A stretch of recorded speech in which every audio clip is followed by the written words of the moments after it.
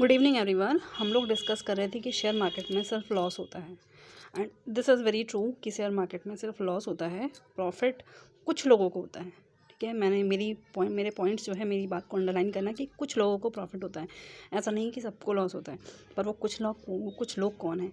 वो बड़े बड़े लोग जो मार्केट को कंट्रोल करते हैं। आप कहेंगे कंट्रोल इतना बड़ा मार्केट? जी हाँ, बड़े बड़े लोग हैं, बड़े बड़े ऑपरेटर्स हैं जो मार्केट को कंट्रोल करते हैं।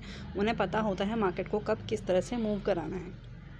तो शेयर मार्केट में ना नुकसान होता है, लेकिन किनका होता है? रिटेल का होता है, यानी कि रिटेल इन्वेस्टर जो आपके जैसे मेरे जैसे लोग हैं जिनके पास बहुत सारा पैसा नहीं है, या जो थोड़ा थोड़ा पैसा इन मार्केट में लगा के सोचते हैं कि हम इससे कुछ ग्रो कर लेंगे, और वो जो है बिना प्रॉपर प्लानिंग के, बिना चीज़ों को समझे, बिना ऑपरेटर्स का मूड जाने और समझे उसमें इन्वेस्ट करते हैं, तो फिर उनको नुकसान होता है।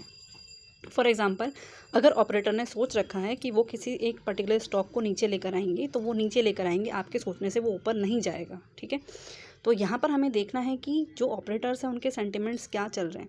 कितनी अजीब बात है ना कि हम यहाँ बैठकर कैसे सोच सकते हैं कि सामने वाला क्या सोच रहा है या ऑपरेटर्स के दिमाग में क्या चल रहा है।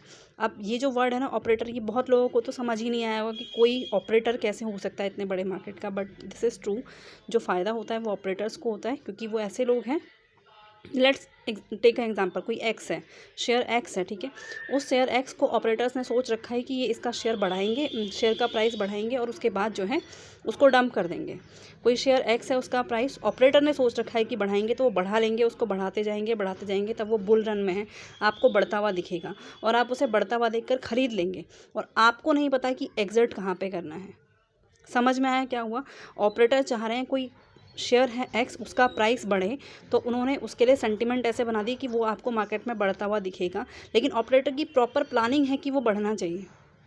और फिर एक टाइम पर आकर जब ऑपरेटर को लगेगा कि उनकी लगाई हुई कैपिटल का 2%, 4%, 8%, 10% जितना वो चाहते थे उतना रिटर्न उनको मिल गया है, तो वो अपने पास जो शेयर है उन सबको डंप कर देते हैं। ठीक है, उन सबको बेच देते हैं।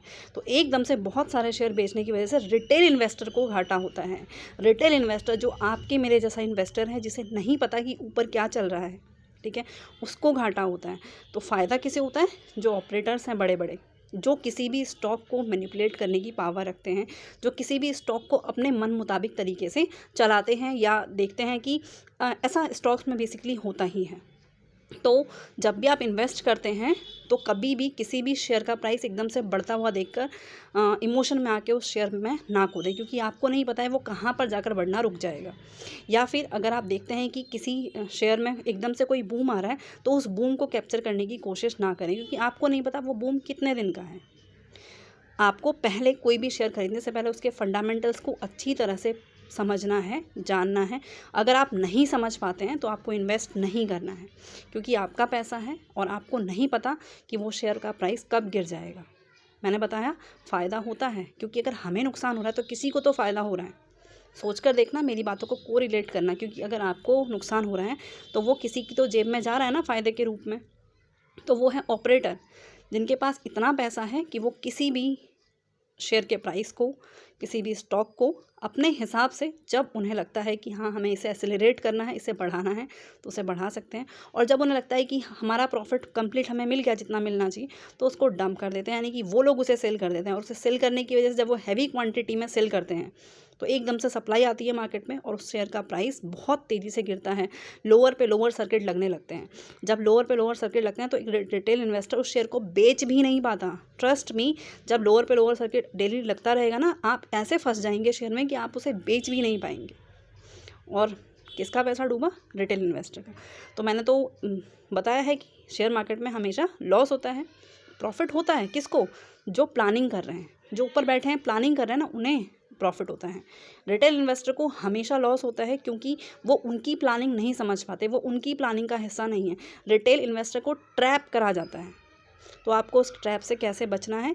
प्रॉपर नॉलेज लेकर, प्रॉपर चीज़ें सीख कर, उसके बाद ही कोई इन्वेस्टमेंट करेंगे। किसी की बातें सुन के इन्वेस्टमेंट नहीं करना है, किसी से टिप्स लेकर इन्वेस्टमेंट नहीं करना है। अपना प्रॉपर माइंड चलाना है, चीज़ों को समझना है, सीखना है। और अगर नहीं समझ में आ रही हैं तो ट्रस्ट मी, छोड़ दीजिए, मत करिए। आपने बहुत मुश्किल से, बहुत मेहनत करके अपना पैसा कमाया होगा, उसको ऐसे मत डालिए कि मतलब बढ़ जाएगा, होप में नहीं, यहाँ होप में कुछ नहीं हो रहा।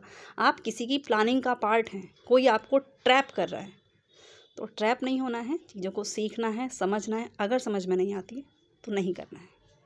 अगर वीडियो थोड़ी भी अच्छी लगती है, को रिलेट कर पाते हैं तो एक लाइक कर दीजिए, और अगर को रिलेट नहीं कर पाते हैं तो डिसलाइक भी कर सकते हैं, कोई इशू नहीं है।